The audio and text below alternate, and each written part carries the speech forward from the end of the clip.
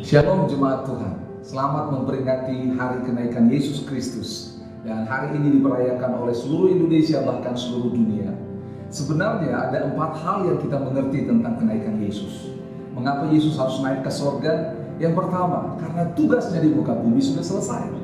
Dan yang kedua, karena dia ingin kembali kepada Bapa untuk menerima kemuliaan yang telah selama ini dia tinggalkan di sorga.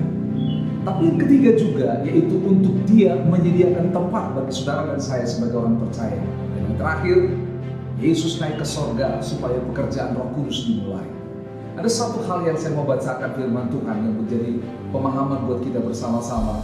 Mengapa Yesus naik ke sorga dan apa manfaatnya bagi kita sama-sama? Seperti dalam Ibrani pasal yang keempat, ayat 14, 15, 16 berkata demikian.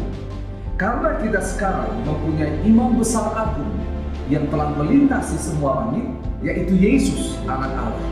Baiklah kita teguh berpegang pada pengakuan iman kita, sebab imam besar yang kita punya bukanlah imam besar yang tidak turut merasakan kelemahan-kelemahan kita.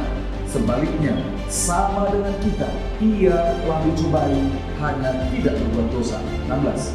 Sebab itu, marilah kita dengan penuh keberanian menghampiri tanpa kasih karunia, supaya kita menerima rahmat dan menemukan kasih karunia untuk mendapat pertolongan kita pada waktunya. Jadi Yesus sebagai imam besar, dia terangkat ke sorga dan di sana dia menjadi imam perantara antara Allah dan kita.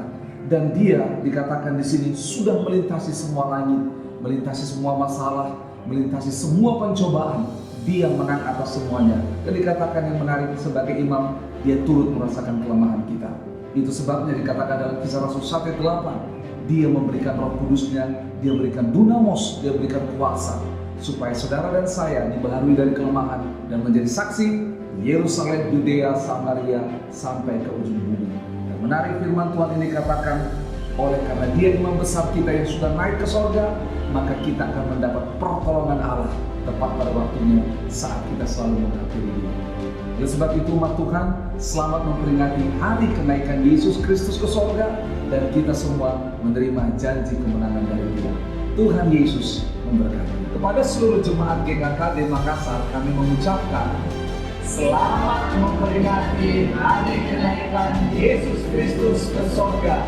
Tuhan Yesus memberkati.